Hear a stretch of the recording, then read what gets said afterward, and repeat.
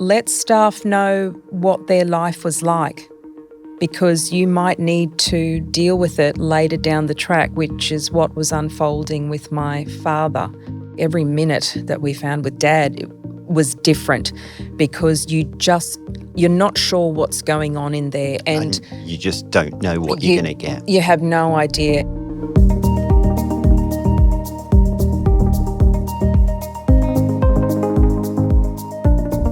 Welcome to the podcast, Susan. I'm so grateful that you've come in. Thank you, Jim. You are most welcome.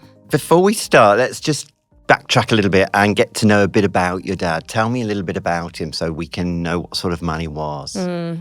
First and foremost, when you think about a hardworking individual, raise the bar a bit. That's the first thing. In terms of his temperament, he was one of those individuals that is happy to sit back and watch, but when he had something to say, by all means, he was happy to share his thoughts. A comment that my daughter made when she was a very young girl, and she actually wrote it in, it was for school, and she was making, she was doing a little piece about my father, and she said that he's such a calm, gentle man. That's lovely. He just went about his way, went about his job, cared for his family. You knew what his values were, and we knew what was important to him, and he certainly instilled that in us. And I carry them with me today. When did you start to sort of first realise that things were changing, and were there certain things that felt out of character to you about him? Totally. It was, I'd say, about 7 years ago, and Dad was had his own business. He was a tradesman, and anything that needed to be done, Dad could do it. And I asked him to do a task at our family, at my home, and ordinarily Dad would be across it, and it was 2 bathrooms, and he knew what he had to do. I guided him through it, and I said to him as we were going up the stairs, the second level of my family home, I saw him just look right, left, and I said, "Are you okay?" And he goes, "I don't know where I am. And I sometimes don't know what I'm doing." Wow. And that struck me. And I just looked at him and we chatted a bit, and then I took him to the first bathroom and we talked it through, took him to the second bathroom, we worked through it. That was the end of that. But that must have been a real wake-up call to you that something's not quite right here. It was a wake-up call, and I now know that my mother would have seen circumstances where he was not himself, but she was not sharing. Perhaps she thought, he's getting older, but it wasn't something that she was going to raise with me. But a week later, I went away, and I knew that whilst I was away, Dad was going to attend to those 2 jobs in the bathrooms. And I rang my son and said, is Dad there? Has he left? Yeah, he's gone. He did what he had to do. And I said, great. And when I finally arrived home, I just looked at both bathrooms and went, what happened? Well, I don't understand.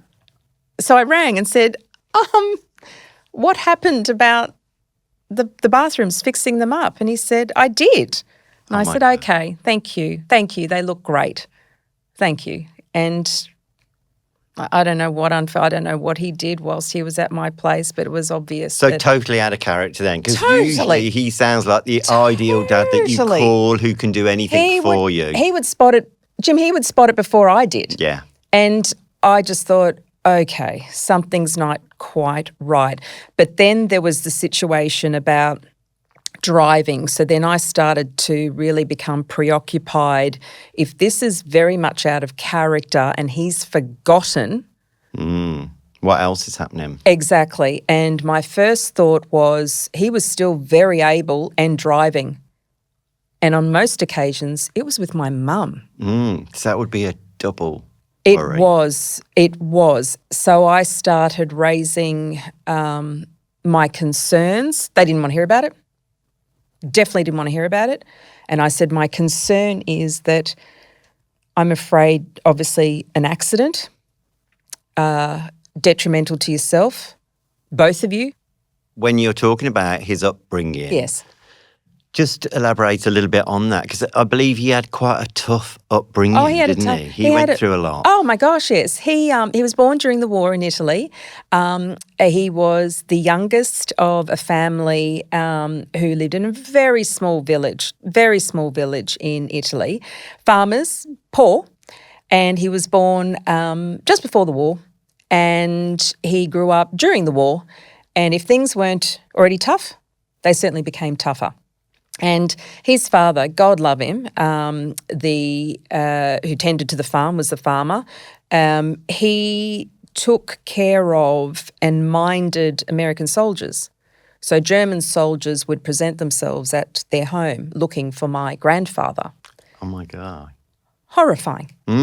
Horrific. Now, my father was very young, and this was during his developmental years, so he would have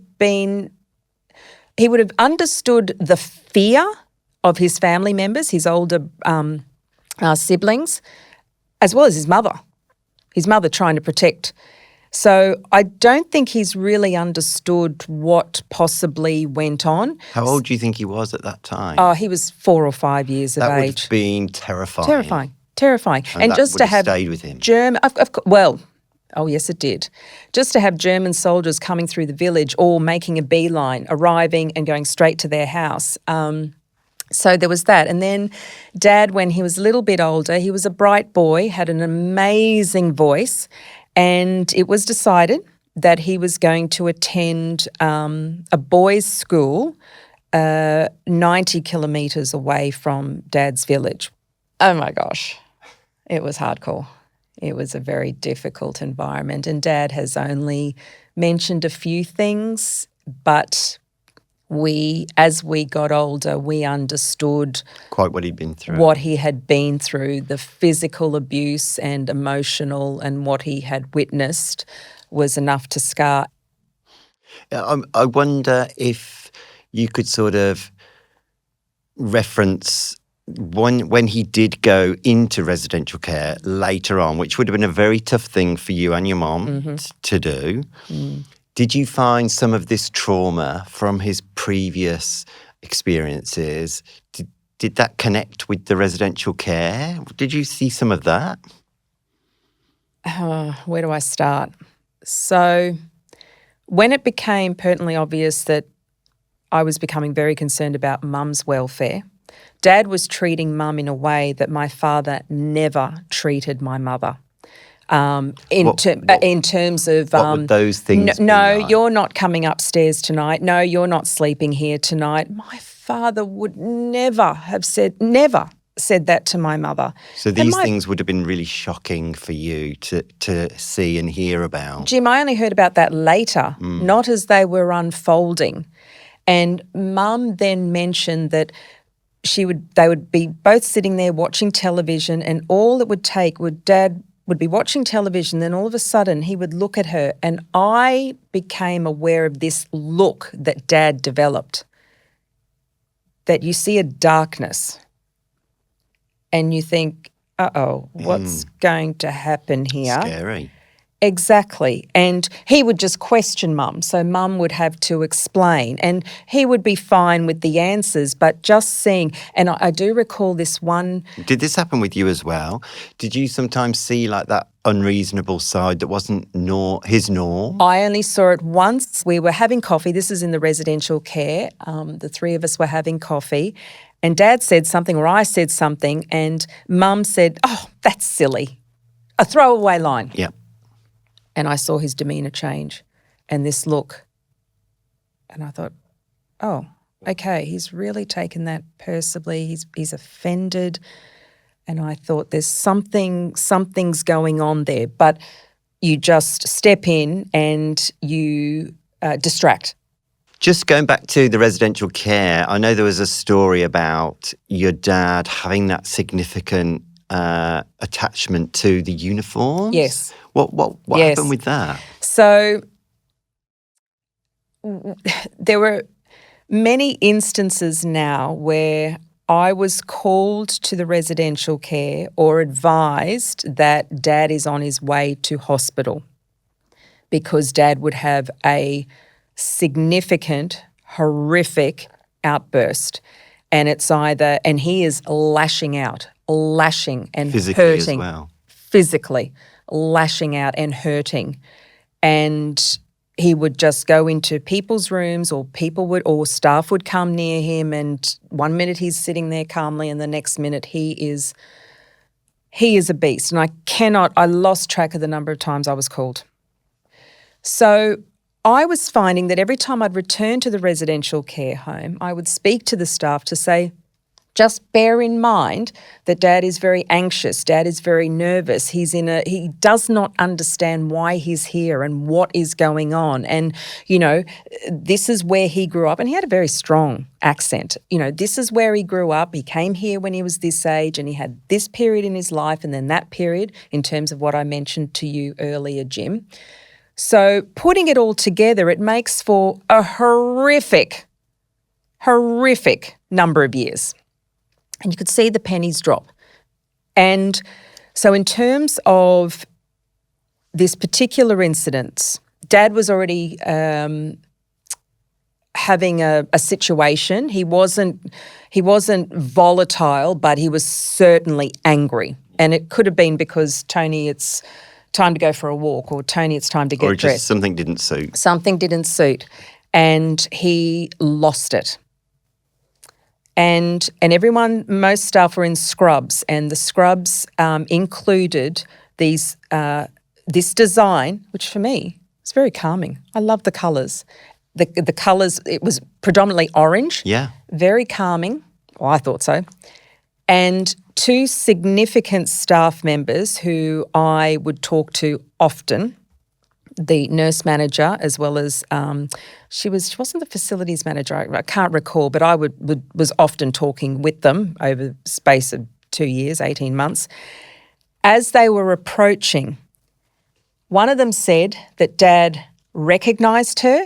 His demeanour changed. He was rather, okay, somebody I know.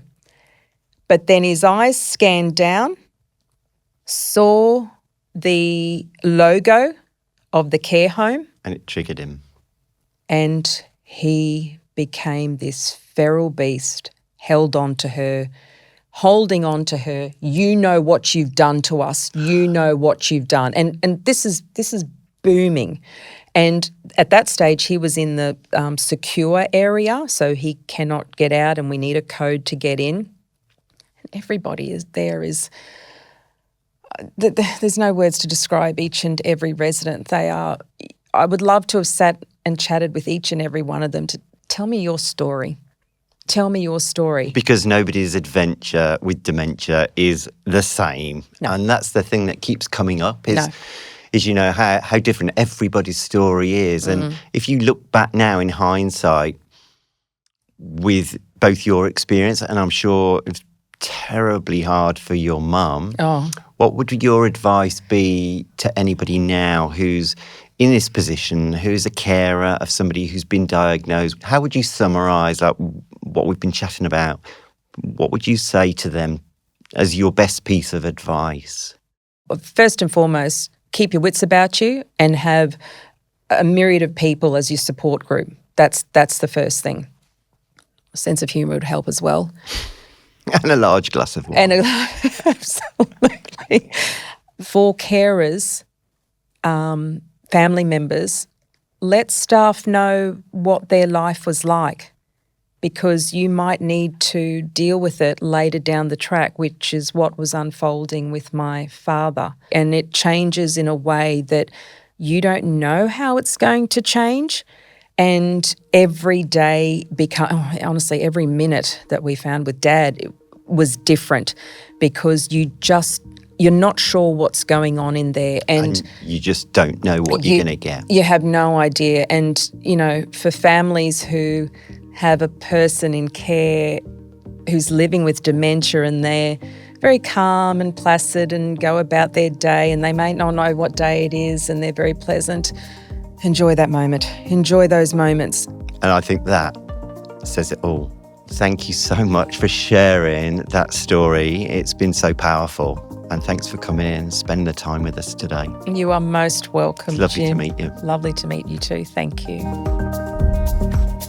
Hold the Moment is a podcast from Dementia Australia, produced by Dead Set Studios.